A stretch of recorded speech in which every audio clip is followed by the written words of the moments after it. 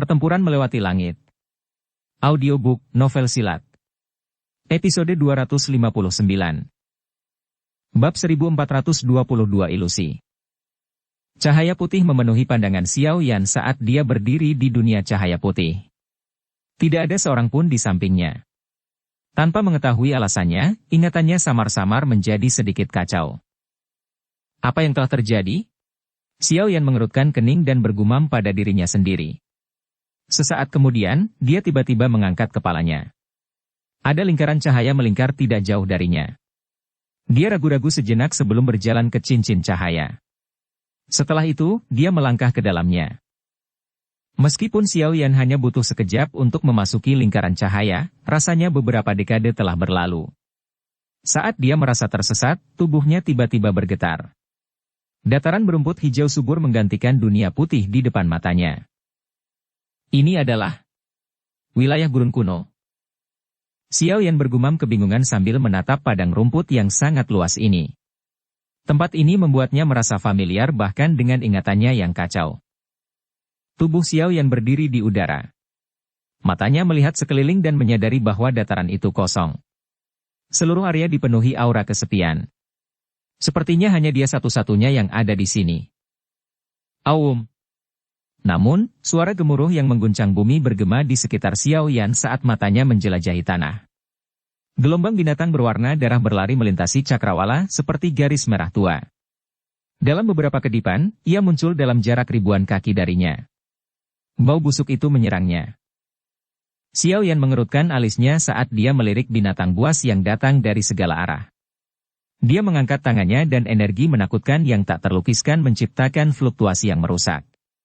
Setelah fluktuasi ini, semua binatang yang memasuki radius fluktuasi 1000 kaki berubah menjadi debu pada saat ini, tidak peduli seberapa kuat mereka.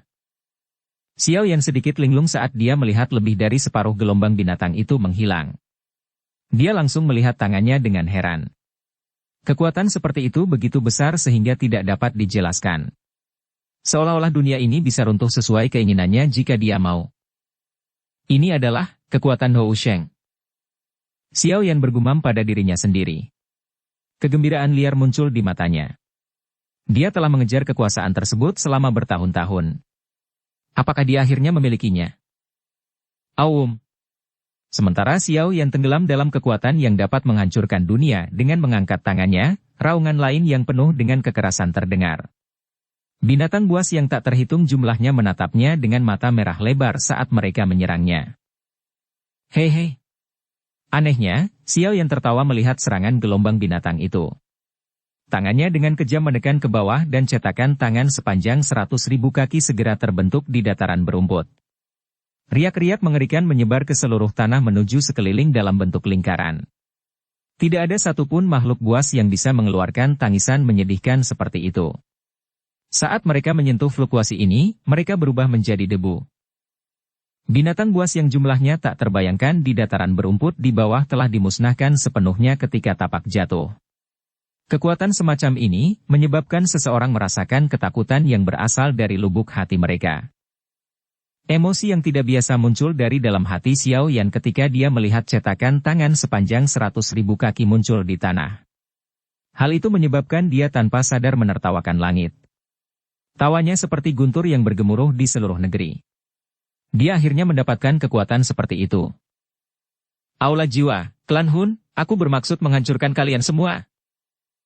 Hasrat membunuh yang kuat tiba-tiba muncul di hati Xiao Yan saat tawanya yang keras bergema. Langit di belakangnya tiba-tiba menjadi terdistorsi dan sekelompok sosok manusia meludah dengan cara yang menyedihkan. Hun Yu. Xiao Yan sedikit terkejut ketika dia melihat kelompok yang baru saja muncul di langit. Dia menyebutkan nama seorang pria di benaknya. Cahaya merah melintas di matanya saat tangannya dengan kejam meraih kelompok itu. Lari cepat. Ekspresi Hun Yu berubah saat dia melihat Xiao Yan. Dia buru-buru berbalik dan melarikan diri, tetapi tubuhnya baru saja berbalik ketika dia menemukan bahwa ruang di sekitar mereka telah tertutup sepenuhnya. Sebelum Douqi di dalam tubuhnya melonjak, ruang itu sendiri sepertinya telah runtuh. Sebuah ledakan terdengar saat ruang di sekitar mereka berubah menjadi lubang hitam, dengan paksa menghancurkan kelompok Hun Yu menjadi daging berdarah. Kekuatan ini cukup bagiku untuk membalas dendam. Xiao Yan secara acak membuang daging berdarah itu ke samping. Senyuman dingin muncul di wajahnya. Dia berbalik, melangkah melewati ruang kosong, dan bergegas keluar dari wilayah tanah air kuno. Setiap binatang buas yang muncul dalam jarak 10.000 kaki darinya dengan cepat ditekan menjadi bola daging yang berdarah dan buram karena tekanan yang menyebar ke seluruh langit. Seberkas cahaya melintas di langit biru. Banyak ledakan rendah dan dalam terdengar dimanapun cahaya ini lewat. Darah mengalir seperti sungai. Kecepatan pancaran sinar ini sangat cepat. Dalam waktu kurang dari 10 menit, ia telah melintasi wilayah tanah air kuno yang luas dan muncul di perbatasannya. Darah mengalir seperti sungai selama perjalanan ini dan warna merah darah di mata Xiao Yan menjadi lebih intens. Namun, dia sepertinya tidak merasakan perubahannya. Sebaliknya, senyuman di wajahnya menjadi aneh. Wah! Seberkas cahaya bersinar dan muncul di sebuah gunung di tepi wilayah tanah air kuno. Tubuh Xiao Yan muncul. Saat ini, kedua matanya berwarna merah darah. Niat membunuh yang kuat menyebabkan ekspresi Xiao Yan menjadi sedikit terdistorsi. Dia melihat ke sebuah kota di kejauhan. Itu adalah kota gurun. Ekspresi kehilangan sekali lagi muncul di wajahnya yang terdistorsi ketika melihat kota ini. Dia sepertinya secara samar-samar mendeteksi ada sesuatu yang salah, tapi dia bisa mengetahui apa yang salah karena ingatan kacau di benaknya. Setelah kehilangan beberapa saat, Xiao Yan sekali lagi mengangkat kakinya dan mencoba terbang ke kejauhan. Namun, dia baru saja mengangkat kakinya ketika suara dengung kecil keluar dari cincin penyimpanannya dan udara dingin keluar darinya. Udara ini bergerak di sepanjang lengan Xiao Yan dan memasuki kepalanya. Tubuh Xiao Yan bergetar hebat saat udara sejuk jernih ini memasuki dirinya. Kenangan kacau di benaknya dan beberapa hal tambahan yang tidak diketahui segera menghilang. Kemerahan berdarah di mata Xiao Yan juga mulai menghilang dengan hal-hal ini. Saat pohon anggur terakhir berwarna merah darah menghilang, ekspresi Xiao Yan menjadi suram. Dia perlahan mengangkat kepalanya dan melihat ruang kosong di depannya. Ia berkata, sungguh layak menjadi pohon bodhisattva kuno karena mampu menciptakan ilusi yang begitu nyata. Terlebih lagi, orang-orang di dalam tidak dapat mendeteksinya. Meskipun kekuatan ini sangat kuat dan merupakan sesuatu yang saya cari sepanjang hidup saya, sayangnya itu hanyalah ilusi. Xiao Yan dengan lembut mengangkat tinjunya dan membukanya. Manik hijau giok itu diam-diam tergeletak di tangannya. Itu adalah benih bodhisattva yang diperoleh Xiao Yan saat itu. Jika bukan karena bantuan benih ini dalam menghilangkan hal yang tidak jelas dalam pikirannya, dia akan terus tenggelam dalam ilusi yang hidup ini. Dia akhirnya mengerti kenapa boneka Ban Sheng ada. Orang-orang itu juga tenggelam dalam ilusi yang diciptakan oleh pohon kuno bodhisattva dan akhirnya kehilangan jiwa mereka, berubah menjadi mayat berjalan. Saat Xiao Yan mengungkapkan benih bodhisattva, seluruh langit mulai berubah. Akhirnya, pemandangan itu menimbulkan ledakan dan meledak seperti cermin yang pecah. Xiao Yan linglung saat tempat ini runtuh. Penglihatannya kabur. Pada saat dia pulih, dia menemukan bahwa dia berada di ruang yang dipenuhi dengan warna hijau giok. Sebuah pohon kuno setinggi lebih dari 100 kaki berdiri seolah-olah sudah ada sejak zaman kuno. Pohon ini berwarna hijau zamrud, tampak seperti diukir dari zamrud kualitas terbaik. Itu memancarkan kekuatan hidup yang mengejutkan. Pohon ini sama dengan pohon purba bodhisattva setinggi 10.000 kaki di dunia luar, namun tampaknya telah menyusut berkali-kali. Mata Xiao Yan suram saat dia melihat pohon kuno bodhisattva kecil di depannya. Ilusi yang telah menjebaknya sebelumnya pasti diciptakan oleh benda ini. Pohon kuno bodhisattva berwarna hijau zamrud tiba-tiba bergetar saat Xiao Yan mengamatinya. Banyak kelompok cahaya terbang dan berhenti di depan Xiao Yan. Kelompok cahaya ini berubah dan berbagai pemandangan terpancar darinya. Mata Xiao Yan menyapu mereka dan ekspresinya dengan cepat berubah. Orang-orang di dalamnya adalah Sun Er, Hun Yu, Jiu Feng, dan lainnya yang pernah memasuki pohon kuno bodhisattva bersamanya sebelumnya. Saat ini, mereka semua terjebak dalam ilusi mereka sendiri. Apa sebenarnya yang kamu rencanakan? Xiao Yan berteriak dengan marah. Api surgawi dengan cepat keluar dari tubuhnya. Pohon bodhisattva kuno ini terlalu kaku. Ilusi yang hidup tidak dapat dibedakan dari yang asli atau yang palsu. Dari kemunculan Wayang Bansheng sebelumnya, kelompok Xiao Yan jelas bukan yang pertama mengalami nasib tersebut. Pohon kuno Bodhisattva bergetar sekali lagi ketika mendengar teriakan marah Xiao Yan. Sekelompok cahaya muncul. Ada pohon kuno Bodhisattva setinggi 100.000 kaki di dalam gugus cahaya, tapi mata Xiao Yan tidak fokus pada pohon kuno itu. Sebaliknya, mereka memusatkan perhatian mereka pada titik di depan pohon tempat manusia berpakaian hitam berdiri di udara.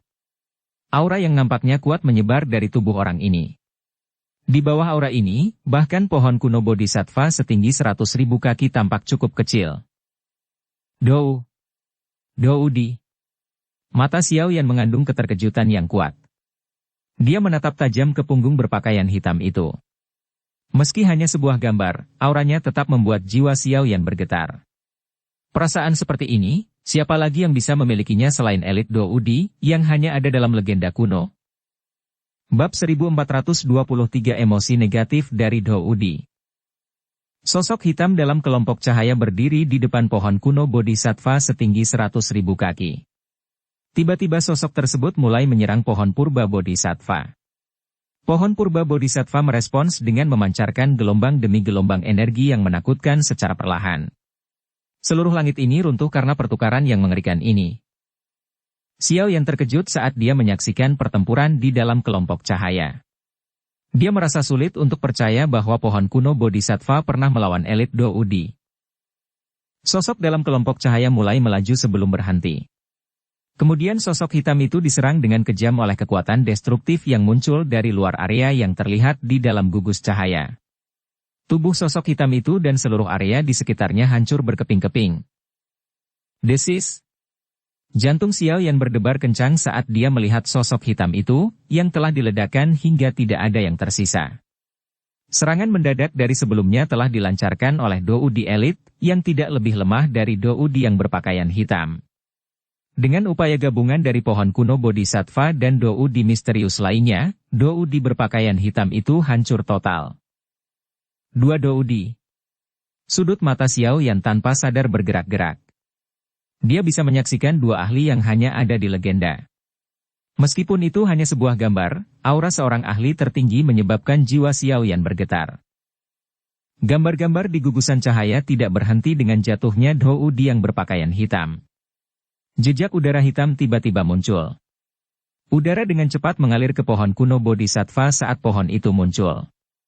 Dengan masuknya aliran udara ini, aura menyegarkan yang terpancar dari pohon purba Bodhisattva menjadi sangat dingin. Xiao Yan kaget saat melihat auranya berubah. Dia tenggelam dalam pikirannya. Pohon purba Bodhisattva setelah aura hitam masuk sepertinya mengeluarkan perasaan yang sama dengan pohon purba Bodhisattva yang dilihatnya di kawasan kuno gurun. Cahaya perlahan menjadi redup sebelum menggumpal menjadi materi tak kasat mata yang menyerang kepala Xiao Yan dengan kecepatan seperti kilat. Akhirnya, cahaya ini berubah menjadi informasi tidak biasa yang tersebar. Xiao Yan menutup matanya dan mencerna aliran informasi yang tidak biasa ini. Butuh waktu lama sebelum dia perlahan membuka matanya saat rasa pemahaman muncul di dalamnya. Banyak ilmu yang didapatnya dari informasi tersebut. Pohon Bodhisattva kuno di depannya telah ada untuk jangka waktu yang tidak diketahui, namun satu hal yang pasti, pohon tersebut telah ada sejak zaman prasejarah. Hal yang membuat Xiao Yan terkejut adalah meskipun keberadaannya sudah bertahun-tahun, ia belum berevolusi dan membentuk kecerdasannya sendiri. Mungkin karena keberadaannya terlalu lama sehingga mengakibatkan kecerdasannya tidak lengkap. Apapun alasannya, pohon purba Bodhisattva ini tidak sepenuhnya cerdas. Itu hanya bisa berfungsi dengan kemampuan dasar dari objek spiritual, seperti melindungi dirinya sendiri atau membalas. Gambar yang berasal dari kelompok cahaya sebelumnya berasal dari zaman yang sangat jauh. Pernah ada seorang elit Doudi yang terluka parah yang berusaha mengeluarkan secara paksa roh pohon dari pohon purba Bodhisattva untuk menyembuhkan luka-lukanya, namun ia akhirnya mati karena lawannya dan pohon purba Bodhisattva. Tentu saja, Doudi berpakaian hitam, yang telah terbunuh, jelas menyebabkan pohon kuno Bodhisattva menderita banyak kerusakan. Seseorang dapat memahami kerusakan yang diderita pohon purba Bodhisattva dengan membandingkan pohon setinggi 100.000 kaki di gugus cahaya dengan ukurannya yang setinggi 10.000 kaki. Meskipun pohon purba bodhisattva telah membayar mahal, namun tidak sepenuhnya menghilangkan Daudi berpakaian hitam seperti yang dibayangkan karena beberapa emosi negatif Daudi berkumpul dan menyerang pohon purba bodhisattva pada saat dia akan dibunuh. Apa yang disebut emosi negatif ini secara bertahap bergabung dengan pohon purba bodhisattva selama bertahun-tahun yang tak terhitung jumlahnya, secara samar-samar menyebabkan semangat sederhana dari pohon purba bodhisattva mulai condong ke sisi gelap dan dingin. Dengan kata lain, dalam jangka waktu yang lama, pohon purba bodhisattva secara bertahap terkikis oleh emosi negatif Daudi hingga mulai menjadi sedikit jahat. Ilusi itu terbentuk karena kejahatan ini. Ada sejumlah ahli yang tidak diketahui jumlahnya yang telah tersesat dalam ilusi selama bertahun-tahun yang tak terhitung jumlahnya. Jika aura familiar dari benih bodhisattva Xiao yang tidak dipancarkan untuk membangkitkan semangat jauh di dalam pohon kuno bodhisattva, Xiao Yan tidak akan mencapai tempat ini. Jika seseorang menggambarkan pohon kuno bodhisattva saat ini dengan cara yang sederhana, akan lebih baik untuk mengatakan bahwa tubuh pohon tersebut memiliki dua roh yang terpisah. Yang satu awalnya miliknya sementara yang lainnya diciptakan dari emosi negatif Daudi yang berpakaian hitam. Roh yang diciptakan dari Daudi condong ke arah kejahatan. Kamu ingin memintaku membantumu mengusir roh jahat itu? Xiao Yan memandang ke arah pohon zamrud kuno di seberangnya sambil bertanya sambil berpikir. Wah! Pohon kuno itu dengan cepat mulai bergoyang ketika mendengar kata-kata Xiao Yan, tampak seperti sedang mengangguk. Xiao Yan sedikit terdiam saat melihatnya bergoyang. Dia menjawab. Kamu benar-benar menganggapku terlalu tinggi. Emosi itu telah ditinggalkan oleh seorang elit Daudi. Aku tidak bisa menghapusnya. Xiao Yan memang mengatakan yang sebenarnya. Emosi negatif dari elit Daudi bahkan berhasil menggeser sesuatu yang sekuat pohon kuno bodhisattva ke jalan kejahatan. Apa yang bisa dilakukan oleh kekuatannya, yang baru saja mencapai bintang ke-9 di kelas Douzun? Dia mungkin akan mendatangkan masalah pada dirinya sendiri jika dia dengan ceroboh memancing emosi negatif itu ke arahnya. Dia pasti akan mati jika itu terjadi. Hua-hua. Sekelompok cahaya sekali lagi muncul segera setelah kata-kata Xiao Yan terdengar. Gumpalan api muncul dalam kumpulan cahaya dan kemudian benih bodhisattva muncul. Api memurnikan benih bodhisattva dan aura menyegarkan muncul. Aura ini akhirnya memasuki tubuh pohon kuno. Setelah masuknya aura menyegarkan ini, hawa dingin gelap yang menyebar melalui pohon kuno bodhisattva menjadi sedikit redup. Gunakan benih bodhisattva untuk mengusir emosi negatif tersebut? Xiao Yan terkejut. Dia melirik benih bodhisattva di tangannya dan bertanya dengan ragu. Hanya benih kuno bodhisattva yang tidak murni ini yang dapat membantumu? Wah! Pohon kuno itu bergetar dan banyak cahaya hijau melayang keluar dari tubuhnya. Mereka berhenti di depan Xiao Yan. Cahayanya berangsur-angsur melemah, dan Xiao Yan terperangah karena dia menemukan bahwa titik cahaya ini semuanya adalah benih bodhisattva. Terlebih lagi, dari kilau kristal yang mereka pancarkan, mereka jelas jauh lebih murni daripada benih bodhisattva di tangannya. 1, 2, 3, 24. Mata Xiao Yan menyapu titik cahaya hijau. Sudut mulutnya bergerak-gerak tanpa disadari.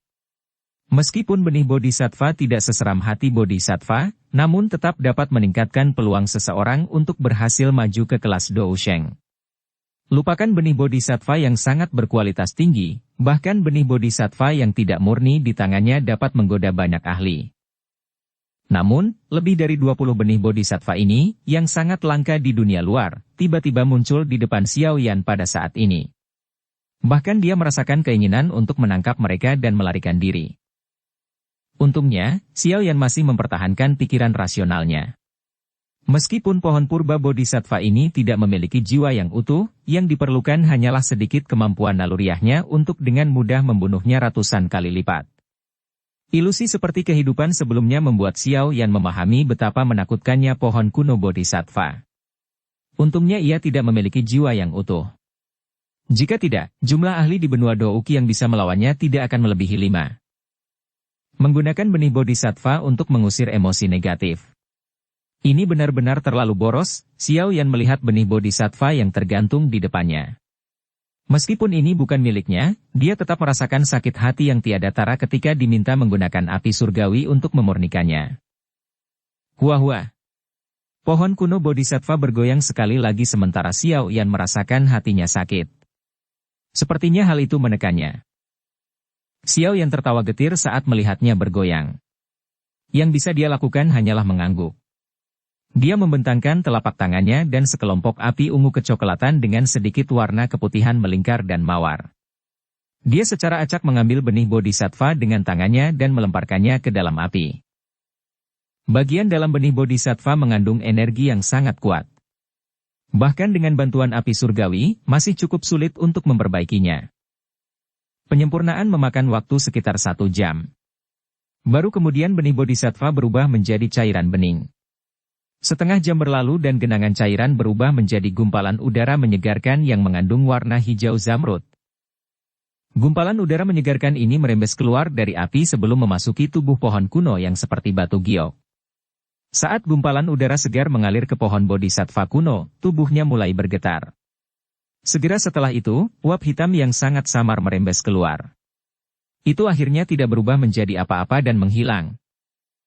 Hah! Xiao Yan menghela nafas lega saat melihat uap hitam. Dia segera duduk. Kesulitan dalam menyempurnakan pohon kuno Bodhisattva telah jauh melebihi ekspektasinya. Bahkan dengan kemampuannya saat ini, mustahil bagi Douki di dalam tubuhnya untuk melanjutkan proses penyempurnaan. Saya tidak bisa melanjutkan. Aku harus istirahat sebentar. Xiao Yan menyeka keringat sambil melambaikan tangannya ke pohon kuno Bodhisattva dan berbicara. Hua-hua. Melihat Xiao Yan berhenti bekerja, pohon Bodhisattva kuno segera mulai bergoyang. Sekelompok cahaya hijau dengan cepat dilepaskan dari tubuhnya. Cahaya ini membentuk kasur kuno di dekat pohon purba Bodhisattva. Setelah itu, pohon kuno itu menjulurkan dahan pohon dan membawa Xiao Yan ke tempat tidur. Bang! Tubuh Xiao Yan bergetar saat dia menyentuh kasur kuno itu. Gelombang demi gelombang energi murni yang menakutkan melonjak ke tubuh Xiao Yan seperti air banjir. Pada saat ini, semua pori-porinya sepertinya tiba-tiba meledak saat uap menyegarkan perlahan merembes dari atas kepala Xiao Yan. Dukung channel Novel Silat dengan subscribe, follow, like, komen dan share. Bab 1424 3 Harta Karun Bodhisattva. Energi murni terus mengalir ke tubuh Xiao Yan seperti air banjir, menyebabkan suara berderak keluar dari tubuhnya. Di bawah aliran energi yang gila ini, Xiao Yan merasakan Douki di tubuhnya, yang telah habis, pulih sepenuhnya. Terlebih lagi, Douki yang terkandung di dalam tubuhnya tampak sedikit lebih padat dari sebelumnya. Pohon Bodhisattva kuno yang menakutkan. Xiao Yan tanpa sadar menghirup udara sejuk saat dia merasakan perubahan pada tubuhnya. Energi di dalam pohon purba Bodhisattva ini sangat murni. Itu tidak memerlukan penyempurnaan sebelum berubah menjadi Douki yang bisa diserap seseorang. Dengan kata lain, pohon kuno Bodhisattva ini seperti sumber air Douki yang tak ada habisnya. Selama seseorang masih ada, seseorang tidak perlu khawatir akan melelahkan Doukinya. Tentu saja ini bukanlah hal yang paling menakutkan. Pohon purba Bodhisattva juga tampaknya mengandung kemampuan ekspansionis yang tidak jelas. Misalnya, jumlah Douki yang dapat disimpan oleh tubuh Xiao Yan telah ditetapkan, namun pohon kuno Bodhisattva mampu sedikit meningkatkan kapasitas tetap ini. Dengan kata lain, pohon kuno Bodhisattva telah menyebabkan penyimpanan Douki di tubuhnya bertambah sambil membantu pemulihan Douki. Ini adalah kemampuan yang sangat kuat. Jika kapasitas ini terus meningkat, apa yang disebut kemacetan Dousheng, atau dikenal sebagai arus besar yang harus dilintasi untuk menerobos ke kelas Dousheng, perlahan-lahan akan hilang karena perluasan bertahap ini. Sementara Xiao Yan merasa terkejut karena kekuatan Douki di dalam tubuhnya, pohon kuno Bodhisattva sekali lagi mulai bergoyang. Itu mengeluarkan suara gemerisik karena sepertinya mendesak Xiao Yan untuk terus menyempurnakan benih Bodhisattva. Hei, kerja keras ini tidak sia-sia. Xiao Yan diam-diam memuji kehalusan ini di dalam hatinya. Dia tidak lagi berani menunda lebih lama lagi karena dia sekali lagi melepaskan api surgawi dan benih Bodhisattva lainnya dilemparkan ke dalamnya. Dia secara alami tidak lagi pelit dengan Doukinya, dan ketika Doukinya benar-benar habis, pohon kuno Bodhisattva akan membantunya mengisinya kembali. Pada saat yang sama, itu juga akan memberinya hadiah tambahan yang kaya. Di bawah tekanan manfaat yang menggiurkan ini, kelelahan akibat penyulingan secara alami bukanlah masalah yang sepele. Tubuh Xiao Yan saat ini dipenuhi dengan dorongan. Telapak tangan Xiao Yan berubah menjadi kuali. Nyala api yang dahsyat memancarkan suhu yang sangat tinggi. Pada saat yang sama, Douqi dalam tubuh Xiao Yan menghilang dengan kecepatan yang mengejutkan. Dengan bantuan pohon kuno Bodhisattva, air mancur Douqi ini, dia dapat menyia-nyiakannya tanpa khawatir. Ci. Benih Bodhisattva berubah menjadi segumpal udara menyegarkan karena kehalusan yang liar ini. Ia bangkit dari api dan memasuki pohon hijau zamrud. Pada saat yang sama, sulur uap hitam sekali lagi menghilang. Pohon purba Bodhisattva mengeluarkan seruan gembira saat merasakan uap hitam perlahan menghilang. Ia mengayunkan cabang-cabangnya saat energi yang kuat dan murni terus mengalir ke tubuh Xiao Yan. Dalam sekejap mata, Xiao Yan yang lelah bangkit kembali. Terus berlanjut. Xiao Yan tanpa sadar tertawa ketika dia merasakan tubuhnya sekali lagi dipenuhi dengan Douqi yang lebih kuat. Sebelum pohon Bodhisattva kuno dapat mendorongnya menjauh, dia telah mengambil benih Bodhisattva dan melanjutkan proses pemurnian. Ruang yang ditutupi warna hijau dipenuhi dengan kekuatan hidup yang besar. Tidak ada konsep waktu yang pasti di tempat ini. Xiao Yan hanya dapat mengingat dengan jelas bahwa pohon kuno Bodhisattva telah membantunya memulihkan Douqi sebanyak 28 kali. Gelombang pertama benih purba Bodhisattva telah sepenuhnya dimurnikan olehnya, namun benih purba Bodhisattva ini tidak sepenuhnya menghilangkan emosi negatif di dalam pohon purba Bodhisattva. Oleh karena itu, Xiao Yan mampu mempertahankan ketenangannya ketika puluhan benih Bodhisattva sekali lagi terbang keluar dari pohon kuno Bodhisattva. Setelah memurnikan begitu banyak benih Bodhisattva, barang langka ini, yang akan membuat orang luar gila, dianggap sebagai sesuatu yang biasa oleh Xiao Yan. Singkatnya, Xiao Yan mati rasa. Namun, Xiao Yan juga memperoleh keuntungan yang relatif besar setelah memurnikan begitu banyak benih Bodhisattva. Douqi yang dilepaskan di dalam tubuhnya sudah berkali-kali lipat lebih besar dari sebelumnya. Perbaikan seperti ini terus berlanjut. Xiao Yan tidak meminta istirahat. Sebaliknya, perbaikan sudah menjadi rutinitas. Dia mengambil benih Bodhisattva dan memurnikannya. Setelah itu, segumpal udara segar memasuki pohon Bodhisattva kuno. Kemudian, dia mengeluarkan benih Bodhisattva lainnya. Siklus ini berulang dan tidak berhenti sesaat pun. Siklus ini berlanjut untuk jangka waktu yang tidak diketahui. Setelah beberapa saat, Xiao Yan mengulurkan tangannya untuk mengambil benih Bodhisattva, tapi dia hanya menangkap udara kosong. Saat itulah dia menemukan bahwa dia telah memurnikan semua benih Bodhisattva sebelum dia. Xiao Yan menggelengkan kepalanya ketika dia tidak menangkap apapun. Matanya tertuju pada pohon kuno Bodhisattva di depannya. Dia secara kebetulan berhasil melihat gumpalan uap hitam perlahan merembes keluar dari pohon. Itu akhirnya tidak berubah menjadi apa-apa dan menghilang. Bas! Setelah lenyapnya gumpalan uap hitam ini, pohon purba Bodhisattva zamrud tiba-tiba mengeluarkan suara mendengung. Cahaya hijau melonjak sebelum banyak sinar hijau menyilaukan muncul dari tubuh pohon. Mereka menyebar dan menyebabkan kekuatan hidup yang sudah kaya menjadi semakin padat. Apakah sudah dihapus seluruhnya? Xiao Yan memandangi pohon kuno Bodhisattva. Pada saat ini, pohon Bodhisattva kuno tidak diragukan lagi berwarna hijau zamrud seperti sebelumnya. Selain itu, rasa dingin yang samar-samar memancar darinya juga menghilang. Pohon Bodhisattva kuno memberi seseorang perasaan misteri yang damai, ilahi, dan cerdas. Salah satu cabang pohon kuno perlahan menjulur. Rasanya seperti ada tangan yang mengusap kepala Xiao Yan. Xiao Yan bisa merasakan emosi gembira dari dahan pohon itu. Baguslah jika emosi negatif telah dihilangkan sepenuhnya. Xiao Yan tersenyum. Ia juga menepuk dahan pohon purba Bodhisattva. Setelah itu, kelelahan yang berasal dari jiwanya tiba-tiba melonjak, menyebabkan dia menutup kedua matanya. Selanjutnya kepalanya juga menunduk. Kelelahan karena memurnikan benih Bodhisattva selama periode waktu ini sungguh terlalu besar. Meskipun pohon kuno Bodhisattva telah membantunya dengan Douqi yang kelelahan jiwanya tidak dapat dipulihkan dengan mudah. Sekarang Xiao Yan akhirnya rileks, kelelahan jiwanya, yang selama ini dia tekan, tiba-tiba muncul. Hal itu menyebabkan Xiao Yan tertidur. Bas! Suara yang tidak biasa keluar dari pohon Bodhisattva kuno ketika melihat Xiao Yan menundukkan kepalanya dan tertidur. Cahaya Zamrud segera muncul dari dalam tubuhnya. Cahaya itu berubah menjadi tangan yang tak terhitung jumlahnya yang menarik sosok Xiao Yan yang sedang duduk. Saat keduanya melakukan kontak, banyak riak muncul di tubuh pohon saat Xiao Yan perlahan bergabung dengannya. Dia menjadi seperti patung yang duduk di tengah pohon tanpa bergerak. Segera setelah Xiao Yan ditarik ke dalam pohon purba bodhisattva, pohon purba bodhisattva mulai mengayunkan cabang-cabangnya. Gelombang riak yang tidak biasa menyebar dan banyak lubang spasial terkoyak. Banyak sosok menyedihkan yang keluar. Secara mengejutkan mereka adalah kelompok yang memasuki pohon kuno bodhisattva bersama Xiao Yan. Kelompok Sun Er juga ada di antara mereka. Ekspresi semua orang berubah ketika mereka tiba-tiba muncul di tempat aneh ini. Beberapa ketakutan masih melekat di wajah mereka. Mereka sekarang mengerti bahwa semua yang mereka alami sebelumnya hanyalah ilusi.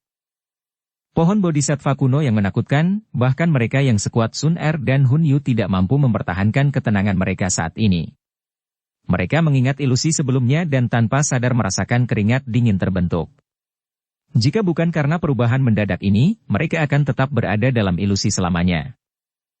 Semua orang berangsur pulih. Baru pada saat itulah mereka perlahan-lahan menghilangkan keterkejutan di hati mereka dan mulai mengamati tempat misterius ini, yang dipenuhi dengan kehidupan yang berdenyut. Pohon purba bodhisattva? Tempat ini tidak terlalu besar. Oleh karena itu, banyak pasang mata tertuju pada pohon kuno mirip giok di tengahnya. Suara kaget tanpa sadar keluar dari mulut orang-orang ini. Setelah mengalami ilusi sebelumnya, mereka sangat ketakutan dengan pohon kuno ini. Tidak ada yang lebih menyedihkan dan tragis daripada mati dalam ilusi. Xiao Yan gege. Mata semua orang yang hadir terfokus pada pohon purba bodhisattva. Segera setelah itu, Sun Er mengenali sosok ramping di dalam batang pohon. Wajahnya berubah drastis. Xiao Yan. Orang-orang yang tersisa melihat apa yang dilihatnya sementara ekspresi Sun Er berubah. Semua ekspresi mereka dengan cepat mengalami berbagai tingkat perubahan. Sun Er, jangan gegabah. Ini mungkin peluang bagus. Gu Qing yang meraih Sun Er dan mengingatkannya dengan suara yang dalam. Sun Er baru bangun setelah mendengar kata-kata Gu Qing yang. Dia benar-benar mengingat kembali ingatannya terkait dengan pohon purba bodhisattva ini. Sesaat kemudian, dia mulai mengangguk pelan. Berdasarkan catatan beberapa buku kuno, pohon bodhisattva kuno memiliki 3 harta karun. Yang pertama adalah hati bodhisattva, yang kedua adalah benih bodhisattva, dan yang ketiga adalah memahami hakikat dunia melalui pohon bodhisattva kuno. Tidak sulit untuk memahami 2 harta karun pertama. Kedua harta karun tersebut merupakan benda nyata yang dimiliki oleh pohon bodhisattva kuno. Namun, yang ketiga agak kabur dan hayalan. Pohon purba bodhisattva disebut sebagai pohon reinkarnasi pengetahuan. Dikabarkan memiliki efek misterius yang memungkinkan seseorang mengalami 100 reinkarnasi. Mereka yang telah mengalami reinkarnasi seperti itu dikabarkan bisa masuk kelas Doudi. Meski hanya rumor, masih banyak ahli yang menggila karena legenda samar ini. Doudi adalah level tertinggi yang hanya ada di legenda. Bab 1425 bangun. Setiap pasang mata di ruang yang penuh kehidupan ini berkumpul pada Xiao Yan, yang telah dipeluk oleh pohon kuno. Mata mereka relatif panas. Mereka yang bisa datang ke tempat ini pasti pernah mendengar tentang 3 harta karun bodhisattva. Apa yang disebut meditasi di bawah pohon purba bodhisattva ini mungkin tampak sangat kabur dan tidak terdeteksi, namun potensi yang dimilikinya menyebabkan seseorang menjadi gila. Bagaimana orang ini bisa mendapat untung sebanyak itu? Ekspresi Jiu Feng muram. Bahkan dengan karakternya, dia tidak bisa mengendalikan rasa cemburu yang memenuhi perutnya. Dia lebih suka manfaat besar ini diberikan kepada siapapun kecuali seseorang yang tidak dia sukai.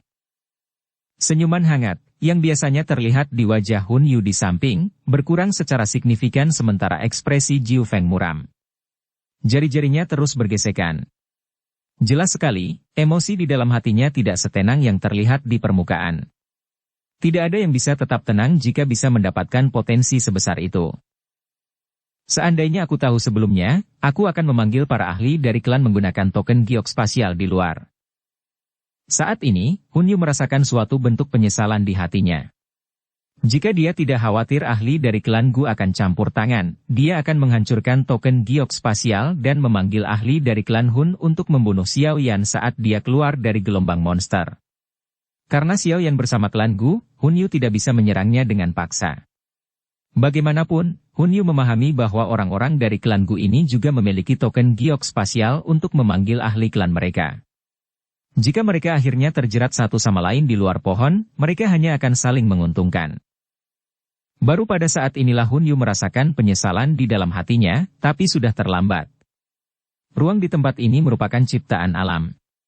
Tidak mungkin riak spasial tercipta di sini, jadi dia tidak bisa memanggil ahli dari klan Hun. Mata Hun Yu berbinar. Dia tiba-tiba menatap Jiu Feng. Keduanya saling melirik. Mereka mampu mendeteksi dinginnya kegelapan di mata pihak lain, dan dagu mereka dengan lembut dimiringkan ke arah yang tidak terlihat oleh orang lain. Bang! Hun Yu dan Jiu Feng tiba-tiba bergerak setelah dagu mereka diturunkan.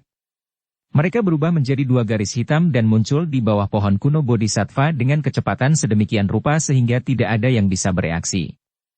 Keduanya mengedarkan douki di tubuh mereka saat mereka dengan kejam menyerang Xiao Yan, yang telah dipeluk oleh pohon. Dari kelihatannya, mereka berencana membangunkan Xiao Yan dengan paksa dari tidurnya. Hun Yu, beraninya kamu! Kelompok Sun Er mendeteksi tujuan mereka saat kedua sosok itu melesat. Ekspresi mereka berubah drastis. Dua sidik jari dengan cepat terbentuk di depan Sun Er oleh api emas. Kedua sidik jari ini dengan cepat melesat ke arah Hun Yu dan Jiu Feng. Namun, keduanya memutuskan untuk mengabaikan serangan Sun Er. Douki yang menakutkan hadir di tangan mereka saat mereka dengan kejam menghantam pohon kuno Bodhisattva. Bang! Suara teredam terdengar saat angin tapak yang kencang mendarat di pohon kuno Bodhisattva. Sebelum senyuman muncul di wajah Hun Yu dan Jiu Feng, mereka tiba-tiba merasakan kekuatan yang sangat menakutkan melonjak dari tempat telapak tangan mereka mendarat. Keterkejutan dengan cepat muncul di mata Hun Yu dan Jiu Feng karena kekuatan pembalasan yang mengerikan ini. Mereka tidak punya waktu untuk menghindar sebelum kekuatan mengerikan itu menyerang tubuh mereka tanpa rasa takut. Semua pertahanan douki mereka runtuh saat mereka berdua terbang mundur seperti layang-layang yang talinya dipotong. Mereka memuntahkan seteguk darah saat tubuh mereka melengkung di udara. Semua orang yang hadir kaget saat melihat Hun Yu dan Jiu Feng dikalahkan dalam sekejap. Mereka dengan cepat melihat ke arah pohon kuno Bodhisattva dengan heran. Ini sungguh luar biasa. Hah! Mata indah Sun Er menatap tajam ke arah Xiao Yan di pohon kuno Bodhisattva. Dia hanya menghela nafas lega setelah melihat dia belum bangun. Matanya yang sedingin es mengayun ke arah Hun Yu dan Jiu Feng saat api emas membubung di dalamnya. Para ahli dari klan Hun dan suku surga setan Phoenix terkejut setelah melihat mata Sun Er. Mereka buru-buru mengumpulkan Hun Yu dan Jiu Feng yang telah berdiri. Melihat situasinya, mereka sepertinya siap terlibat dalam pertarungan besar dengan sedikit perselisihan. Sun Er, jangan gegabah. Gu Qing yang menghentikan Sun Er. Matanya menatap kelompok Hun Yu dengan sikap tidak ramah. Klan Hun dan suku surga setan Phoenix jelas bekerja sama. Akan sulit menentukan pemenang jika mereka terlibat pertempuran berdarah. Yang terpenting, keributan akan menjadi terlalu besar jika mereka benar-benar bertengkar. Mereka pada akhirnya akan kehilangan lebih banyak daripada keuntungannya jika mereka membangunkan Xiao Yan dari kondisinya. Sun Er juga menyadari kekhawatiran Gu Qing yang di dalam hatinya. Oleh karena itu, dia mengangguk dan perlahan menarik matanya yang sedingin es. Matanya langsung beralih ke Xiao Yan yang sedang duduk di pohon dengan mata terpejam. Hun Yu dan Jiu Feng menyeka bekas darah dari sudut mulut mereka. Mereka memandang Xiao Yan, yang terus diam di atas pohon. Ekspresi gelap dan serius muncul di wajah mereka. Tidak disangka mereka tidak dapat membangunkannya dari tidurnya bahkan dengan serangan gabungan mereka. Sepertinya pohon kuno Bodhisattva melindunginya. Keberuntungan macam apa yang dimiliki orang ini? Hun Yu dan Jiu Feng dengan jelas menyadari bahwa kekuatan pembalasan dari sebelumnya telah dilepaskan oleh pohon kuno Bodhisattva. Kalau tidak, hanya dengan kekuatan Xiao Yan saja, mustahil baginya untuk melawan mereka berdua. Meski demikian, mereka tidak berdaya meski menyadari fakta tersebut. Setelah pertukaran sebelumnya, mereka sudah memahami bahwa meskipun mereka mengumpulkan semua orang di sini, mustahil bagi mereka untuk merusak sehelai daun pun di pohon kuno Bodhisattva. Terlepas dari betapa cemburu yang mereka rasakan di dalam hati, mereka hanya bisa menonton karena perlindungan yang ditawarkan oleh pohon Bodhisattva kuno. Suasana ruangan tampak suram setelah Hun Yu dan Jiu Feng terdiam. Ada dua pihak yang tidak sependapat. Kelompok lain yang bukan dari ketiga faksi tersebut tidak berani ikut campur sembarangan dalam pertarungan semacam itu. Mereka berdiri jauh dan mencari cara untuk pergi. Pohon kuno Bodhisattva ini sepertinya memiliki kesan yang baik terhadap Xiao Yan. Saya tidak tahu apa yang terjadi sebelumnya. Dalam keadaan normal, Xiao Yan juga harus jatuh ke dalam ilusi. Gu Qing yang melirik kelompok Hun Yu sebelum menoleh untuk berkomentar pada Sun Er. Ya, Sun Er sedikit mengangguk. Dia berkata, rasanya mustahil untuk meninggalkan tempat ini. Aku sudah mencoba sebelumnya, tapi aku tidak mampu merobek celah spasial sekecil apapun. Aku khawatir kita hanya bisa menunggu hingga Xiao Yan gege bangun. Gu Qing yang mengangguk. Dia juga mencoba. Ruang di tempat ini ternyata sangat padat. Meskipun dia telah menggunakan seluruh kekuatannya, dia tidak mampu menciptakan riak spasial terkecil sekalipun. Bahkan lebih sedikit lagi yang perlu dikatakan tentang merobek ruang. Yang bisa kami lakukan hanyalah menunggu. Setidaknya kekuatan hidup di tempat ini sangat padat. Seharusnya tidak menjadi masalah jika menunggu beberapa saat. Cailin juga membuka mulut untuk berbicara saat ini. Tidak mungkin dia meninggalkan Xiao Yan dan pergi. Namun, kita harus tetap berhati-hati terhadap orang-orang itu selama periode waktu ini. Ya. Kelompok itu perlahan mengangguk setelah mendengar kata-kata ini. Hun Yu dan kelompoknya jelas mempunyai pemikiran buruk.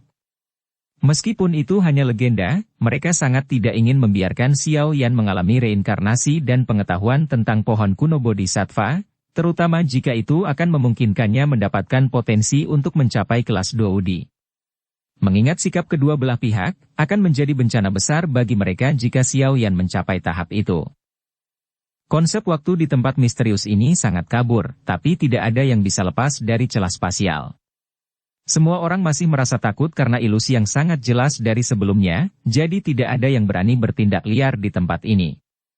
Meski sedikit membosankan, setidaknya itu nyata. Jika seseorang terjebak dalam ilusi itu lagi, mustahil membedakan antara kenyataan dan ilusi. Perasaan itu sangat menakutkan. Seiring berjalannya waktu, semua orang secara bertahap mulai memasuki kondisi pelatihan mereka.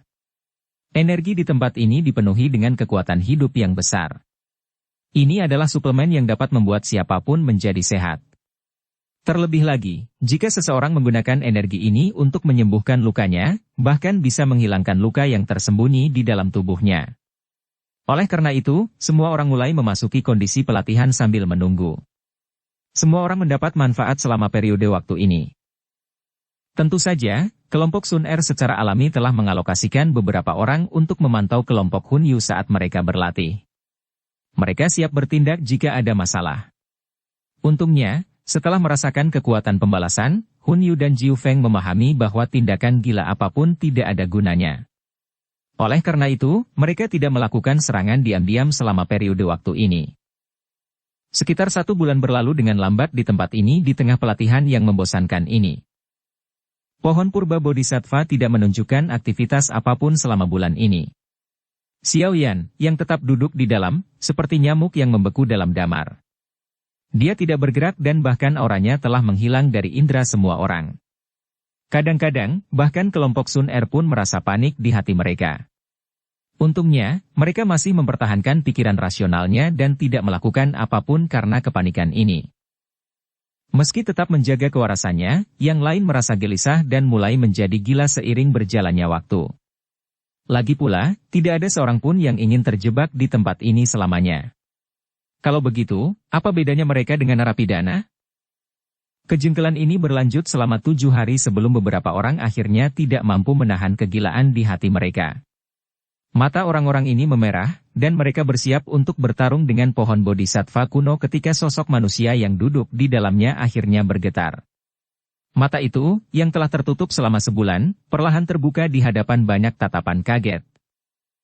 Bab 1426 Reinkarnasi 100 Kehidupan, 9 Puncak Perubahan.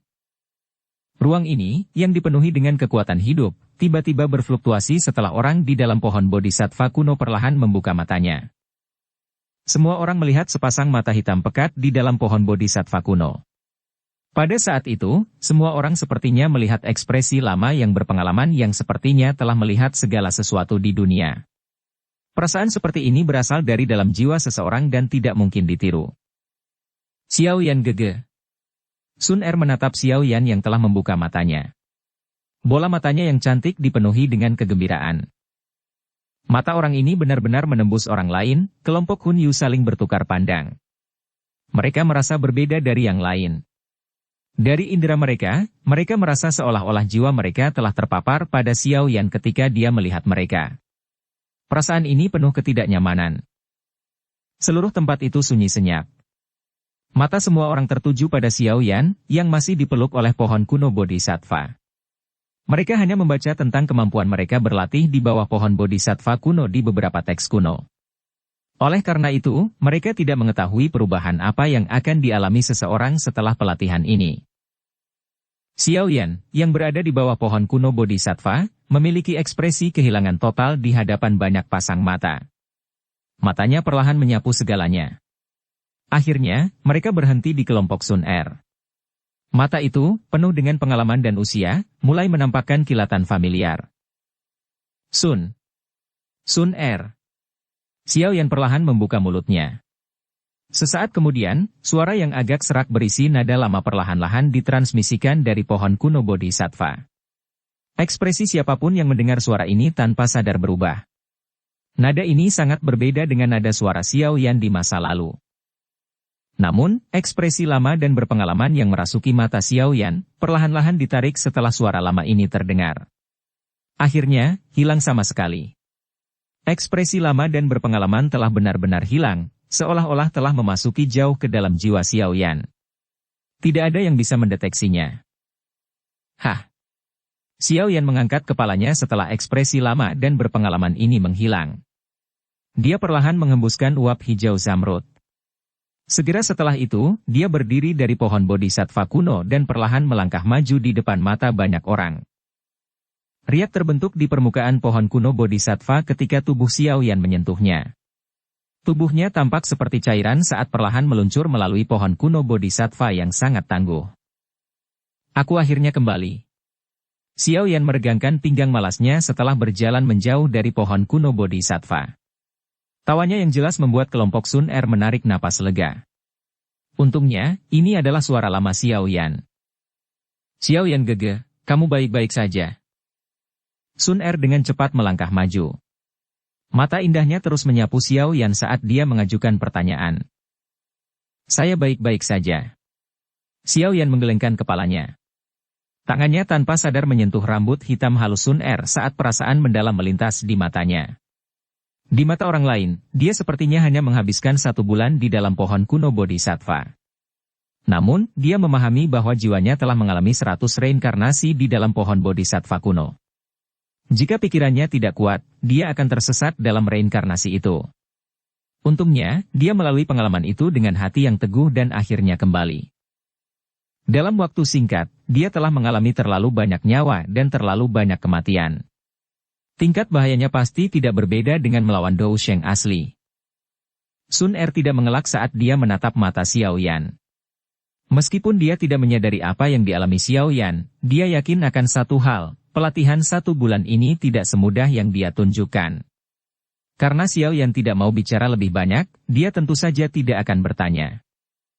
Terima kasih. Xiao Yan menoleh. Matanya beralih ke pohon kuno bodhisattva. Dia menangkupkan tangannya dan tertawa. Pohon bodhisattva kuno, yang tidak menunjukkan aktivitas apapun selama sebulan, tiba-tiba mengayunkan tubuhnya saat mendengar ucapan terima kasih Xiao Yan. Itu mengeluarkan suara gemerisik, membuat semua orang merasa takjub. Benda ini sebenarnya punya kecerdasan, tapi tidak mau ambil pusing dengan mereka. Auramu, sepertinya aku tidak bisa melihatnya. Bisakah kamu menerobos ke kelas Ban Sheng? Gu Qing yang berjalan ke depan dan bertanya dengan lembut. Nada suaranya mengandung rasa tidak percaya karena dia menyadari bahwa dia tidak dapat merasakan aura Xiaoyan. Perasaan seperti ini adalah sesuatu yang bahkan tidak pernah diberikan oleh beberapa elit Ban Sheng di klan kepadanya. Bagaimana bisa semudah ini? Xiaoyan menggelengkan kepalanya. Dia tidak berbohong kepada Gu Qingyang. Saat ini dia belum melakukan terobosan ke kelas Ban Sheng. Dia hanyalah puncak perubahan ke-9 Douzun. Tentu saja, dalam sebulan dia telah mencapai tingkat yang tidak dapat dicapai oleh orang lain bahkan dengan pelatihan selama 1 dekade. Kecepatan ini sangat mengejutkan, tapi Xiaoyan mengerti bahwa 1 bulan di mata orang lain adalah 1 abad baginya. Dia menggunakan 100 tahun untuk menyempurnakan Douki-nya dan berulang kali mengompresnya. Baru kemudian Douki di tubuhnya menyelesaikan perubahan ke-9 dan mencapai puncak sebenarnya dari kelas Douzun. Kecepatan seperti ini tidak bisa dianggap cepat. Sebaliknya, lajunya relatif lambat. Namun, Xiaoyan juga sangat berhati-hati dengan kekuatan yang diperolehnya dari ketiadaan. Bahkan kekuatan yang diperoleh dari pelatihan reinkarnasi ini telah berulang kali ditekan olehnya. Dia tidak berani membiarkan kekuatannya melambung terlalu tinggi. Ambisinya sangat besar, dan dia tidak ingin mengorbankan keuntungan masa depannya demi keuntungan kecil. Gu Qing yang terkejut saat melihat Xiaoyan menggelengkan kepalanya. Dia hanya bisa tersenyum tak berdaya. Gu Qing yang saat ini tidak dapat melihat menembus Xiaoyan. Xiaoyan menarik pandangannya. Dia tiba-tiba menoleh ke Hun Yu, Jiu Feng, dan yang lainnya. Mereka semua dengan cepat mengedarkan Douki ke dalam tubuh mereka ketika mereka melihat Xiaoyan menoleh. Mata mereka dingin saat mereka memandangnya dengan cermat. Semua orang akan menyerang jika Xiaoyan menunjukkan tindakan yang tidak biasa. Sebuah cibiran muncul di sudut mulut Xiaoyan saat melihat reaksi keduanya. Jika dia bertemu keduanya sebelum memasuki pohon Bodhisattva kuno, dia pasti akan sangat takut pada mereka, tetapi sekarang ketakutan ini telah benar-benar hilang karena dia saat ini benar-benar yakin bahwa dia dapat dengan mudah mengendalikan keduanya di telapak tangannya. Kekuatan besar yang melonjak dalam tubuhnya memberi Xiaoyan perasaan sederhana ini. Hun Yu dan Jiu Feng tanpa sadar mengepalkan tangan mereka saat melihat senyuman di wajah Xiaoyan, terutama Hun Yu. Senyuman hangat yang selalu ada di wajahnya memucat. Ekspresi gelap memenuhi matanya. Dia bisa merasakan bahaya nyata dari Xiaoyan saat ini.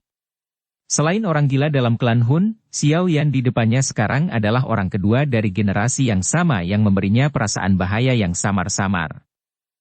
Anak laki-laki ini sepertinya telah berubah menjadi orang yang berbeda setelah berlatih di bawah pohon kuno Bodhisattva. Ekspresi Jiu Feng muram. Jika dia tahu bahwa Xiaoyan akan mendapatkan kesempatan yang begitu beruntung, dia tidak akan menahan diri saat pertama kali mereka bertemu. Dia akan campur tangan dan membunuhnya, dan masalah saat ini tidak akan terjadi. Namun, Jiu Feng tidak menyadari bahwa setiap orang yang hadir akan tetap terjebak dalam ilusi jika Xiaoyan tidak memberikan bantuannya untuk menghilangkan emosi negatif para elit Dou dari pohon kuno Bodhisattva. Di masa depan, mereka semua akan mengalami nasib yang mirip dengan boneka Ban Sheng yang mereka temui sebelumnya. Bas! Cahaya hijau zamrud tiba-tiba terpancar dari pohon kuno Bodhisattva sementara emosi semua orang bergejolak karena transformasi Xiaoyan. Sesuatu sepertinya dimuntahkan. Kelompok Hun Yu buru-buru mundur saat melihat pohon purba Bodhisattva bergerak. Mereka sudah merasakan betapa menakutkannya hal itu. Tentu saja, mereka tidak berani meremehkannya. Namun, suara lembut yang teredam muncul berkali-kali dari dalam pohon Bodhisattva kuno saat suara tersebut menarik banyak titik cahaya hijau zamrud yang keluar darinya. Akhirnya, titik-titik cahaya ini tetap melayang di udara seperti bunga yang ditebarkan oleh peri. Benih Bodhisattva. Semua orang kaget saat melihat titik cahaya ini. Banyak seruan tiba-tiba keluar dari mulut mereka. Sebenarnya semuanya adalah benih Bodhisattva. Kelompok Hun Yu juga melihat titik cahaya zamrud dengan kaget. Mereka tidak akan pernah membayangkan bahwa pohon Bodhisattva kuno akan mengeluarkan lebih dari 20 benih Bodhisattva yang sangat langka di dunia luar ini. Rebut! Mata kebanyakan orang menjadi merah setelah disetrum. Banyak douki yang agung tiba-tiba muncul. Setelah itu, mereka berubah menjadi sinar cahaya yang dengan liar menangkap titik-titik cahaya hijau tersebut. Hai! Xiao Yan hanya tertawa setelah melihat mata merah kelompok Hunyu. Dia memberi isyarat dengan tangannya dan titik cahaya hijau sepertinya telah dipanggil. Mereka mengeluarkan suara swoosh saat menghindari tangan orang yang mencoba menangkap mereka. Semuanya berkumpul di tangan Xiao Yan setelah beberapa kilatan. Terima kasih atas hadiahmu, saudara Bodhisattva. Xiao Yan menoleh dan tersenyum ke arah pohon Bodhisattva kuno setelah mengambil benih Bodhisattva ini. Setelah itu, dia menjentikan jarinya. Sepasang benih kuno Bodhisattva di tangannya ditembakkan dan muncul di depan Sun Er, Cailin, Gu Qingyang, dan anggota kelompoknya yang lain. Saudara Xiao, terima kasih. Gu Qingyang, Gu Xing, dan beberapa orang lainnya memandang benih Bodhisattva di depan mereka dengan mata panas. Mereka tanpa basa-basi mengambilnya sebelum menangkupkan tangan untuk berterima kasih pada Xiao Yan. Haha, tidak apa-apa. Xiao Yan tersenyum dan menggelengkan kepalanya. Dia melihat ke arah sekelompok orang bermata merah sebelum menjentikan jarinya sekali lagi. Sepasang benih Bodhisattva terbang dan berhenti di depan beberapa ahli netral. Tindakan Xiao Yan yang tiba-tiba menyebabkan beberapa ahli terkejut. Mereka buru-buru mengambil benih Bodhisattva di depan mereka saat ungkapan terima kasih muncul di mata mereka. Mereka dengan cepat pindah ke samping. Mereka sadar betul bahwa Xiao Yan tidak ingin mereka terlibat dalam masalah lebih lanjut. Kelompok Hunyu dan Jiu Feng sedang melihat ke arah Xiao Yan yang sedang membagikan benih Bodhisattva dengan ekspresi muram. Cahaya merah menyala di mata mereka. Bajingan, kamu meminta untuk mati. Jiu Feng akhirnya tidak bisa mengendalikan amarah di hatinya saat cahaya merah di matanya menjadi lebih pekat. Teriakan marah yang dipenuhi dengan niat membunuh bergema di sekitar ruang ini. Bab 1427 Penindasan Mutlak. Xiao Yan menoleh perlahan setelah mendengar teriakan marah Jiu Feng yang dipenuhi dengan niat membunuh.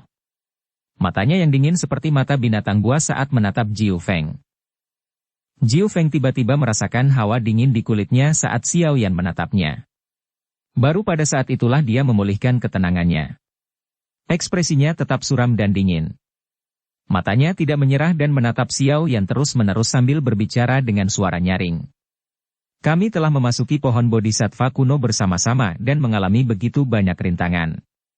Namun, Anda sekarang berencana untuk mengambil semua benih Bodhisattva. Bukankah kamu terlalu tidak masuk akal? Xiao Yan tertawa terbahak-bahak setelah mendengar ini. Dia berkata, tidak masuk akal? Saya khawatir ini bukan yang Anda pikirkan. Anda harus berpikir untuk berbicara dengan tinju Anda, bukan? Xiao Yan dengan jelas memahami di dalam hatinya bahwa jika bukan karena kekuatannya yang menghalangi Jiu Feng, kemungkinan besar Jiu Feng akan menyerang dan dengan paksa merebut benih Bodhisattva itu. Masuk akal? Ini adalah jenis perlindungan yang dicari oleh kelompok lemah di hadapan kekuatan besar. Sudut mata Jiu Feng bergerak-gerak beberapa kali. Keinginan membunuh yang tak tertahankan melonjak di dalam hatinya, tapi untungnya dia tetap mempertahankan pemikiran rasional dan tidak segera menyerang. Sebaliknya, dia menoleh dan menatap Hunyu. Suaranya suram saat dia berkata, Saudara Hunyu, jangan bilang padaku bahwa kamu bahagia karena dia telah mengambil semua benih Bodhisattva, membuat usaha kita selama periode waktu ini tidak ada gunanya, bukan? Ekspresi Hunyu tenang. Dia tidak menjawab. Sebaliknya, kedua matanya bersinar dengan ekspresi menyeramkan dan menunjukkan ketidakpuasan di hatinya.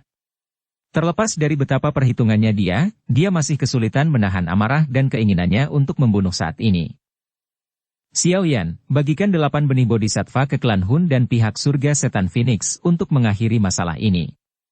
Hunyu terdiam beberapa saat sebelum suaranya yang sedingin es akhirnya keluar.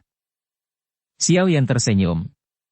Dia membuka tangannya dan 11 benih Bodhisattva duduk di telapak tangannya.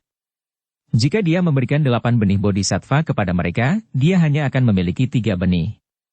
Ini bukanlah sesuatu yang akan dilakukan Xiao Yan. Terlebih lagi, benih Bodhisattva ini memiliki efek misterius yaitu meningkatkan peluang seseorang untuk berhasil maju ke kelas Dou Sheng, dan benih tersebut dapat digunakan untuk memurnikan pil Bodhisattva. Pil obat tingkat 8 ini, yang dapat memanggil pil petir 9 warna, dapat menyebabkan 9 ahli puncak Douzun menjadi gila. Jika dia memberikan benih bodhisattva ini kepada mereka, kedua faksi ini mungkin akan memiliki lebih banyak orang yang berhasil menembus kelas Dou Sheng. Bukankah Xiao Yan akan menciptakan musuh yang kuat tanpa alasan? Dengan karakter Xiao Yan, dia tentu saja tidak akan melakukan hal sebodoh itu. Oleh karena itu, dia dengan lembut menggelengkan kepalanya dan perlahan menjawab. Saya menolak.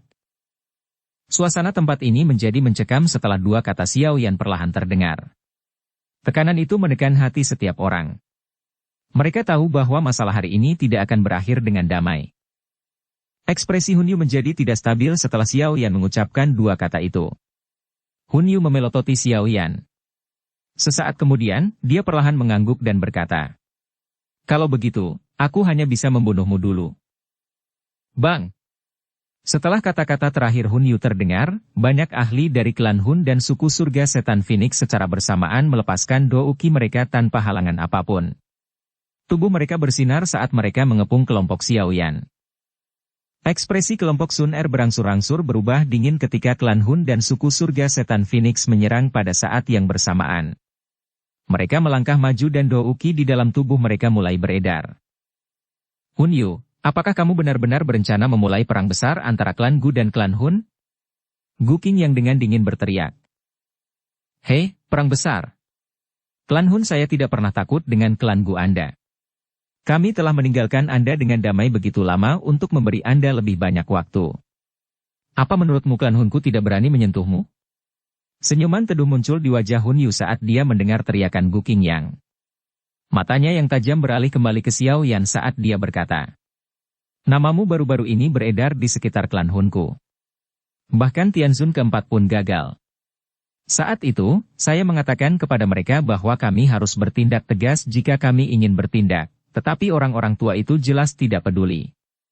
Anda hanya bisa bertahan hidup sekarang karena mereka tidak peduli, namun, menurut saya kita perlu mengakhiri sikap tidak peduli ini."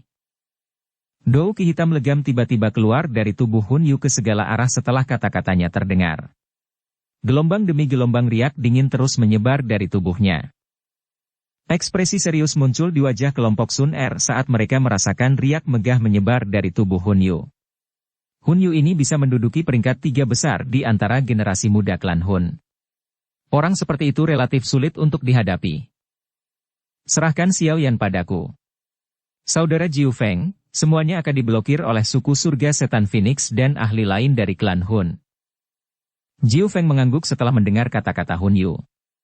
Dia melirik Xiao Yan dan berkata, "Aku ingin menghadapi bocah ini dalam pertempuran, tapi karena saudara Hun Yu sudah berbicara, aku serahkan padamu."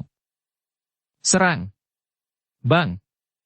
Hasrat mematikan muncul di mata banyak pakar di sekitar kelompok Sun Er setelah seruan dingin Jiu Feng terdengar. Pilar douki yang kuat bersiul ke arah kelompok Sun Er tanpa ampun. Menghadapi serangan dari banyak ahli dari klan Hun dan suku surga setan Phoenix, kelompok Sun Er mendengus dingin. Lengan baju mereka diayunkan dan pilar-pilar douki itu dimusnahkan ketika mereka masih berjarak 10 kaki dari tubuh mereka.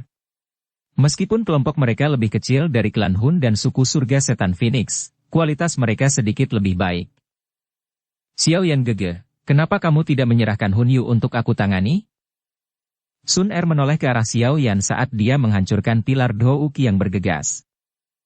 Tidak perlu untuk itu. Xiao Yan tersenyum tipis. Sebelum dia memasuki pohon kuno Bodhisattva, dia hanya akan bisa memperoleh kemenangan melawan Hun Yu, yang merupakan Douzun perubahan 6 puncak, jika dia menggunakan teratai api. Sekarang, level dan kekuatan bertarung Xiao Yan telah sepenuhnya melampaui Hun Yu. Apa yang dimiliki Hun Yu sehingga dia bisa bertarung dengan Xiao Yan? Kalian semua hanya perlu berurusan dengan Jiu Feng dan yang lainnya. Para ahli netral yang tersisa kemungkinan besar tidak akan terlibat dalam masalah ini setelah menerima benih Bodhisattva. Oleh karena itu, kita harus bisa menangani orang-orang ini walaupun jumlahnya banyak. Xiao Yan melirik beberapa ahli netral yang mundur ke kejauhan. Orang-orang ini cukup kuat. Jika mereka membantu kelompok Hun Yu, tekanan yang mereka hadapi akan meningkat. Jika Xiao Yan tidak khawatir jika mereka bergabung dengan musuhnya, dia akan dengan senang hati menyimpan beberapa benih Bodhisattva lagi. Kamu harus berhati-hati, Sun Er tidak memaksa setelah mendengar kata-katanya. Dia hanya mengangguk. Xiao Yan tersenyum. Dia melangkah maju dan perlahan keluar dari lingkaran yang telah dibentuk oleh suku surga setan Phoenix dan klan Hun. Orang-orang itu menyerah ketika dia keluar. Hanya setelah Xiao Yan keluar dari lingkaran barulah mereka membentuk kembali wujud mereka di sekitar kelompok Sun Er. Tousyah Dewa Kuno Giok seharusnya ada di tanganmu, kan? Kilatan hitam melintas di mata Hun Yu. Dia bertanya sambil melihat Xiao Yan perlahan berjalan ke depan dan berhenti tidak jauh. Kamu mau? Ayo, ambillah. Xiao Yan tertawa. Hun Yu menyipitkan matanya. Ekspresi gelap dan dingin tiba-tiba muncul di wajahnya yang pucat seperti batu giok. Wajah Xiao Yan yang tersenyum menyebabkan keinginan membunuh melonjak dalam hatinya. Bocah lidah silet. Hun Yu tertawa dingin. Xiao Yan tersenyum sambil menatap Hun Yu di depannya.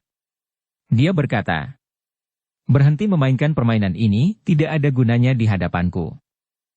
Xiao Yan tiba-tiba mengayunkan tinjunya ke arah ruang kosong di sebelah kirinya setelah kata-katanya terdengar. Angin panas terbentuk di tinjunya saat fluktuasi kuat segera terbentuk di ruang itu. Setelah itu, sesosok tubuh terhuyung keluar dari udara dan terbang kembali dengan menyedihkan. Yang mengejutkan, orang itu adalah Hun Yu. Wajah Hun Yu berubah muram setelah dipaksa mundur oleh pukulan Xiao Yan. Dia melihat sekilas bayangan setelahnya yang perlahan memucat. Tidak disangka indera Xiao Yan begitu tajam. Xiao Yan melirik wajah muram Hun Yu. Dia melirik pertempuran kacau di jarak yang cukup dekat sebelum menggelengkan kepalanya. Tanpa menunda lebih lama lagi, dia mengambil langkah maju, dan aura yang sangat luas dan kuat tiba-tiba keluar dari tubuhnya ke segala arah. Aura ini menyapu seluruh ruang saat muncul. Beberapa individu yang lebih lemah secara samar-samar merasakan tekanan tersebut. 9 perubahan puncak Douzun. Kan pilar Douki yang bergegas. Ekspresi para ahli netral di kejauhan tiba-tiba berubah ketika mereka merasakan kekuatan luar biasa dari aura ini. Wajah mereka menunjukkan keterkejutan saat melihat Xiao Yan. Mereka semua yakin Xiao Yan tidak memiliki kekuatan ini sebulan yang lalu. Wajah Hun Yu berkedut kali ini. Ekspresinya menjadi sangat jelek. Baru pada saat inilah dia mengerti mengapa Xiao Yan tidak takut padanya. Jawabannya adalah karena kekuatan Xiao Yan sudah jauh melampaui. Jadi bagaimana jika kekuatanmu berada pada perubahan ke-9 puncak Douzun? Apa menurutmu aku takut padamu? Hun Yu menarik napas dalam-dalam. Dia menekan keterkejutan di hatinya saat segel yang dibentuk oleh tangannya berubah. Tato klan perlahan muncul di alisnya. Auranya tiba-tiba melonjak saat tato klan ini muncul. Auranya mendekati level Xiao Yan dalam sekejap. 8 ganti ya. Sayangnya, ini masih belum cukup. Xiao Yan tersenyum dan menggelengkan kepalanya saat dia merasakan aura Hun Yu. Kita akan tahu apakah itu cukup setelah saling bertukar pukulan. Hun Yu tertawa dingin. Segel tangannya berubah, dan dia membentuk banyak segel yang rumit. Douki yang dingin di dalam tubuhnya membentuk telapak tangan hitam yang menakutkan di depannya dengan kecepatan seperti kilat. Tangisan tajam yang menyedihkan terus keluar dari telapak tangan. Ada wajah tampak buas yang samar-samar terlihat di sana. Telapak tangan penghancur jiwa. Hun Yu berteriak dengan marah setelah tangisan menyedihkan dari telapak tangan menjadi semakin intens. Telapak tangan hitam pekat dengan cepat berlari menuju Xiao Yan dengan kecepatan seperti kilat. Telapak tangan hitam pekat itu tidak terlalu besar, tapi berisi douki yang sangat gelap, dingin, dan kuat. Hun Yu mengerti bahwa dia akan kalah jika dia tidak menggunakan seluruh kekuatannya melawan Xiao Yan yang jauh lebih kuat. Saya sudah katakan, itu tidak cukup. Xiao Yan terus menggelengkan kepalanya perlahan bahkan saat telapak tangan Hun Yu terus mengarah ke arahnya. Setelah itu, dia mengambil 2 langkah ke depan dengan lembut dan muncul di depan telapak tangan Hun Yu. Hun Yu melihatnya dengan mata kaget saat nyala api tiba-tiba melonjak dari tangan kanan Xiao Yan. Akhirnya, dengan lembut mengenai telapak tangan yang hitam pekat. Kraak! Kebuntuan itu berlangsung sesaat saat keduanya bertabrakan. Setelah itu, semua orang yang menonton tercengang melihat telapak tangan hitam pekat, yang telah mengumpulkan sebagian besar douki Hun Yu, dengan mudah dihancurkan oleh serangan acak dari tangan Xiao Yan. Kekuatan ini sepenuhnya menekan serangan tersebut karena datang dari level yang sama sekali berbeda. Bab 1428 memecah ruang. Bang! Telapak tangan hitam itu hancur di depan mata semua orang dan tidak berubah menjadi apapun. Bagaimana ini mungkin? Kejutan melonjak dari hati Hun Yu ketika dia melihat Xiao Yan secara acak menyebarkan telapak tangan penghancur jiwa. Dia memandang sosok di depannya dengan tidak percaya. Dia sangat menyadari kekuatan telapak tangan penghancur jiwa. 9 perubahan biasa yang ahli Do Uzun tidak akan bisa menerimanya, apalagi langsung. Karena telapak tangan mengandung energi dingin gelap yang mengikis jiwa seseorang, tetapi telapak tangannya yang kuat tidak berarti apa-apa bagi Xiao Yan. Apakah anggota klan Hun hanya punya trik seperti itu? Sosok Xiao Yan berjalan di udara. Dia menatap Hun Yu, yang memasang ekspresi jelek, dan tertawa. Xiao Yan, kamu tidak boleh terlalu sombong. Ekspresi Hun Yu adalah kegelapan yang berbahaya saat dia menatap Xiao Yan. Hatinya dipenuhi dengan ketidakpuasan. Dia dengan jelas memahami bahwa Xiao Yan tidak akan menjadi tandingannya jika Xiao Yan tidak berlatih selama 1 bulan di dalam pohon bodhisattva kuno, tetapi tidak satu pun dari banyak kemungkinan situasi yang dapat terjadi adalah kenyataan. Haha. Xiao Yan tersenyum saat mendengar teriakan Hun Yu yang sedingin es. Tangan Xiao Yan tiba-tiba terayun dan sekumpulan besar api panas muncul dari lengan bajunya. Setelah itu, kobaran api itu membentuk tangan api berukuran 1000 kaki yang menyambar Hun Yu dengan kecepatan seperti kilat. Hun Yun mengatupkan giginya karena ketidakpuasan saat melihat Xiao Yan menyerang. Kabut hitam melonjak dari tubuhnya sebelum berubah menjadi banyak binatang kabut hitam yang ganas. Mereka berteriak dengan liar saat mereka menerkam ke arah tangan api yang besar itu. Bang! Sebuah tangan api besar menghantam binatang hitam ini. Ketika binatang kabut hitam yang ganas itu bertabrakan dengan tangan, mereka semua meledak menjadi asap dalam sekejap. Setelah itu, mereka diuapkan dengan suhu yang sangat tinggi. Betapa keras kepala! Xiao Yan tersenyum tipis saat melihat hasil ini. Dia melambaikan lengan bajunya dan tangan api besar itu tiba-tiba menyala. Ia berada di atas kepala Hun Yu saat muncul berikutnya sebelum dibanting dengan kejam. Bang!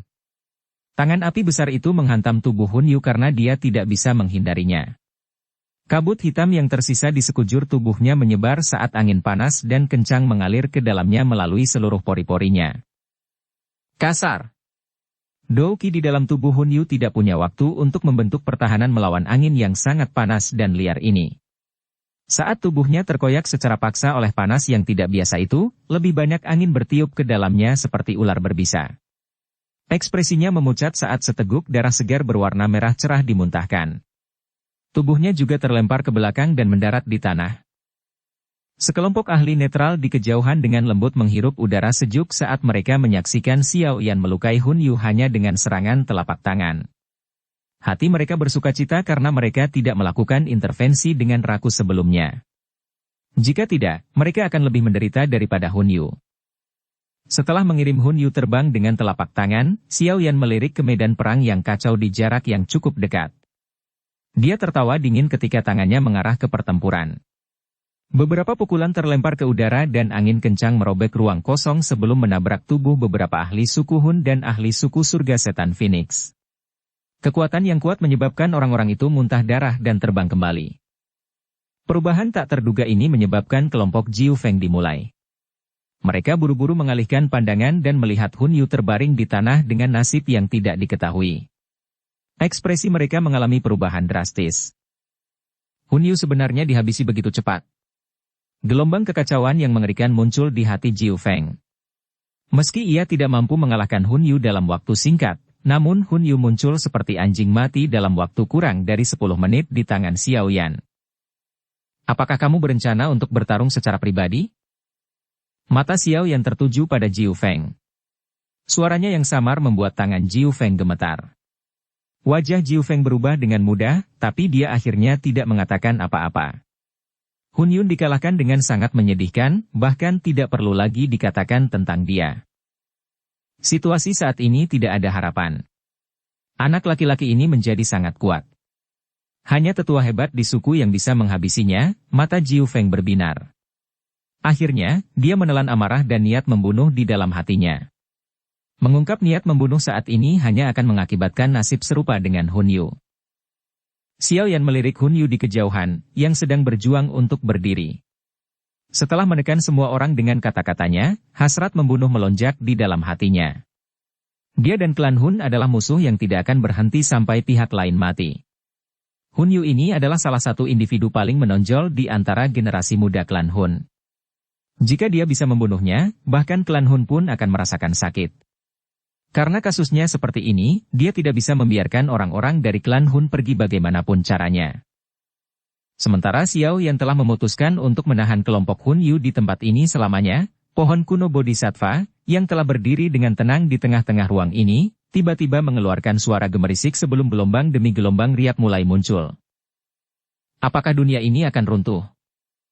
Xiao Yan kaget setelah melihat bentuk riak ini. Dia segera merajut alisnya.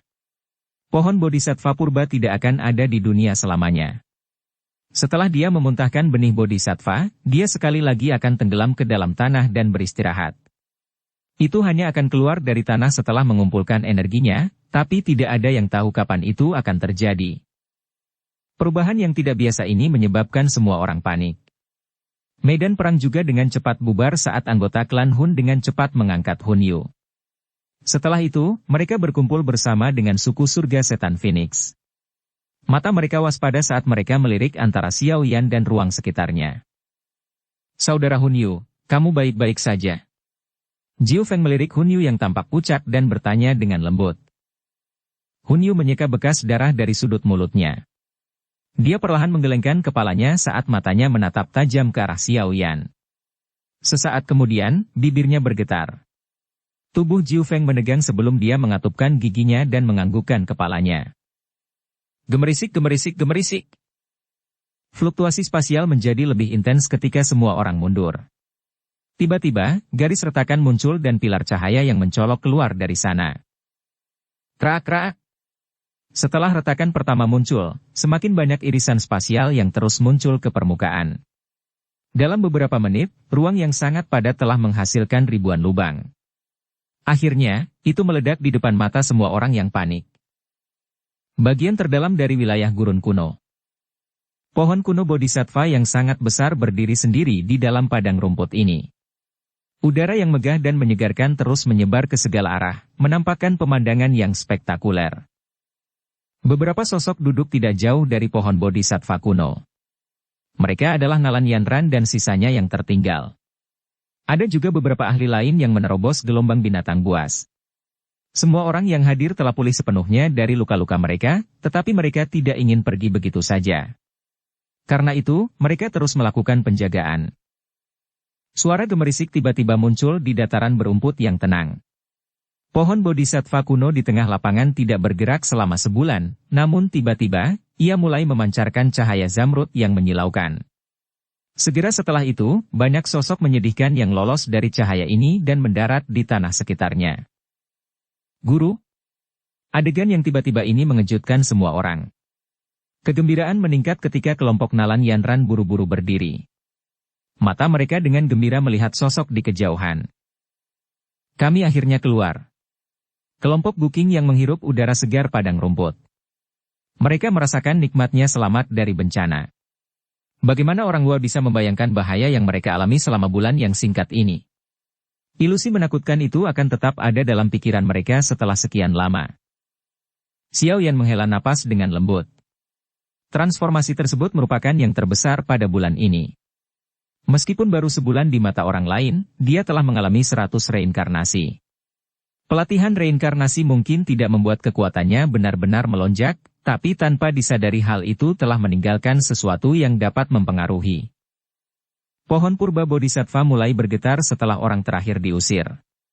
Cahaya melingkar dilepaskan dari bawah pohon kuno Bodhisattva. Tanah tampak menjadi cair karena cahaya ini, dan pohon Bodhisattva kuno perlahan memasuki bumi melalui cairan ini. Ekspresi banyak orang berubah ketika mereka melihat pohon purba Bodhisattva memasuki tanah. Hati mereka dipenuhi dengan ketidakpuasan. Bahkan seorang elit Do Usheng tidak akan dapat menemukan pohon kuno Bodhisattva setelah pohon itu berada di bawah tanah. Dengan kata lain, saat seseorang dapat melihat pohon purba Bodhisattva adalah saat pohon itu muncul kembali di dunia. Mungkin ribuan tahun telah berlalu saat itu. Sayangnya, kami tidak menemukan hati bodhisattva. Gu Qing yang dengan lembut menghela nafas dan agak menyesal saat dia melihat pohon bodhisattva kuno perlahan-lahan tenggelam ke dalam tanah. Xiao Yan, yang mendengar kata-kata ini, tersenyum. Tangannya dengan lembut membelai bagian dadanya tempat jantung berdetak Zamrud sekarang berada. Ini adalah hati bodhisattva yang legendaris, tapi Xiao Yan belum menyempurnakannya. Setelah dia menyempurnakannya sepenuhnya, dia akan bisa memasuki kelas Dou Sheng. Saudara bodhisattva, terima kasih banyak. Semoga kita bisa bertemu lagi di masa depan. Xiao Yan dengan lembut bergumam ketika dia melihat pohon kuno bodhisattva tenggelam lebih dalam di bawah tanah. Hatinya merasa menyesal. Pohon purba bodhisattva ini tidak memiliki kecerdasan sejati. Jika tidak, ia akan menjadi ahli sejati di benua Douqi. Jika dia bisa berteman dengannya, bantuan yang dia berikan akan sangat luar biasa. Bang! Pohon purba bodhisattva akhirnya tenggelam ke dalam tanah di hadapan banyak pasang mata. Setelah jejak terakhir cahaya Zamrud menghilang, dataran berumput ini sekali lagi menjadi kosong. Xiao Yan dengan lembut menghela nafas dalam hatinya saat dia melihat pohon kuno bodhisattva benar-benar menghilang. Dia baru saja akan berbicara ketika ekspresinya tiba-tiba berubah. Ruang di sekitarnya tiba-tiba menjadi sangat terdistorsi. Ini seperti penjara yang menyegel mereka.